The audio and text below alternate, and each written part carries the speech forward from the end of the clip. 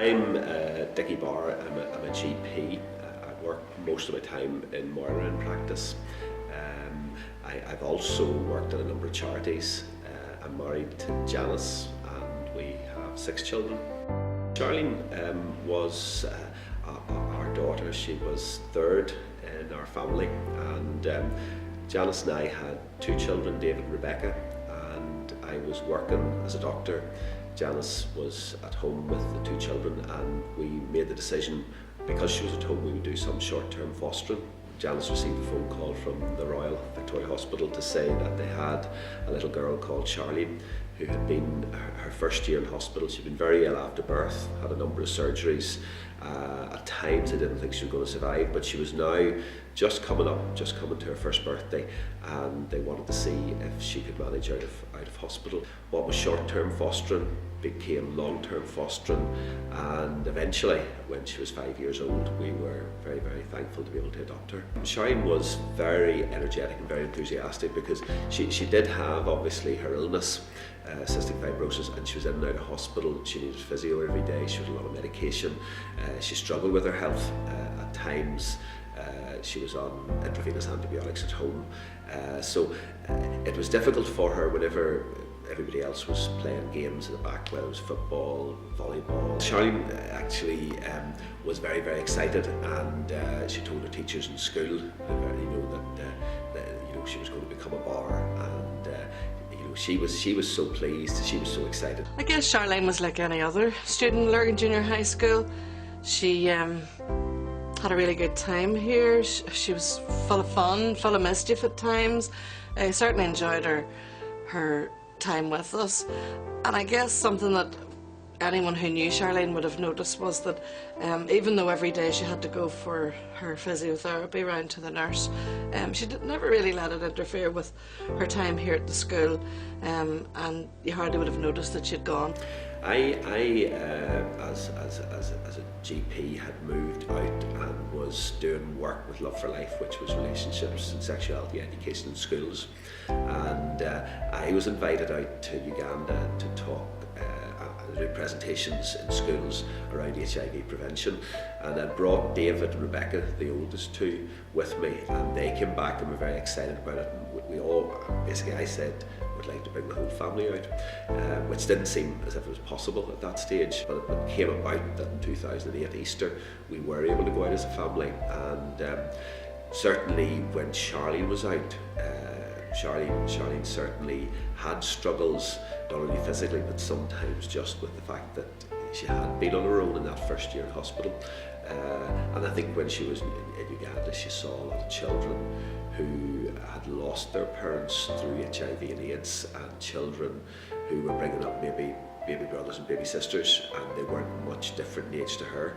and it was something that certainly helped her with some of the emotional issues that she struggled with through that sort of separation and not having a parent in that first year of life. There was a day whenever I was down with her, she was in hospital, I joined her for an appointment with the consultant who was looking after her, and they said to her that her chest, her lungs had deteriorated so much that unless they arranged for her to have a lung transplant, she wasn't going to live very much longer. That very same day, we always, the family, tended to gravitate around a meal table, and we had a pattern when Charlene was in hospital that often we'd take her out of hospital and go to Nando's in Belfast and Victoria Square.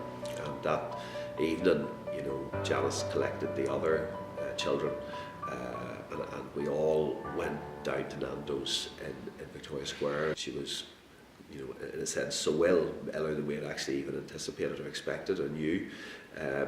She had her head on the table. Everybody was trying to console her, trying to find a way through. Everybody was in a dreadful state. And just out of the blue, she lifted her head off the table and she said, "I know what I'm going to do."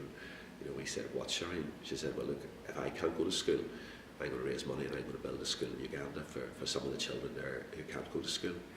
And we, Janice and I, tried to talk her out of it because we thought, Charlene, you've got to focus on yourself, you've got to focus on being ready for the transplant. But she wasn't to be shifted. Gravely ill, awaiting life-saving surgery, but helping others from her sickbed. 19-year-old Charlene Barr, who has cystic fibrosis and needs a double lung transplant, is heading a project to raise much-needed funds for a school in Uganda.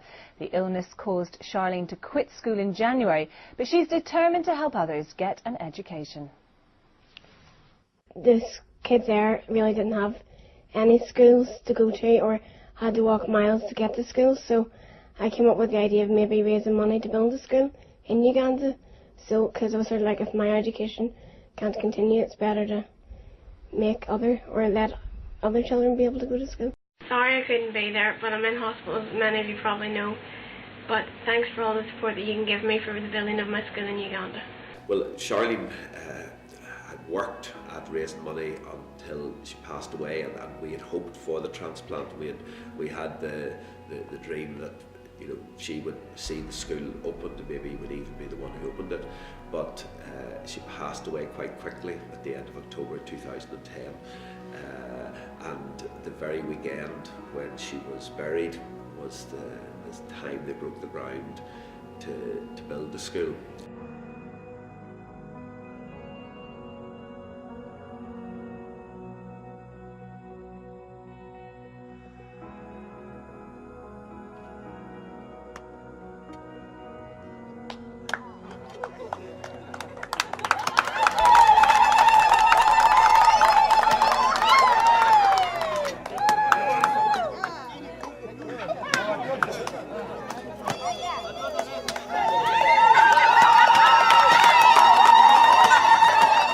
She started something in motion, and we went out the following summer in 2011 for the official opening. It was a bittersweet experience because, you know, there was part of us who really felt that this should be Charlene doing this, and yet as you looked and saw so many children that she had impacted, there was over 300 children, and what was originally like just a wooden shack was now a 2-block building, and the whole school campus was amazing, and you realised Charlene has made this happen.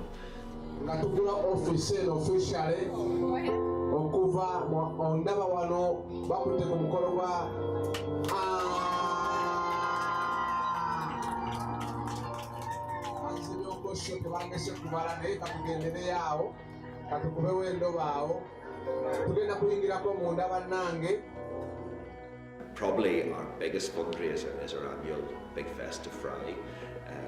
We've had 8 of those now, and the one that is just over, we were able to serve 925 fries between 7:30 and midday, and we raised £30,000 in the day, which was just absolutely unbelievable. The folk are just so supportive. Charlene had asked David when she was alive if he would write her story. She asked him to write the story as much about adoption and about her struggles and the whole emotional healing. It is a story of hope.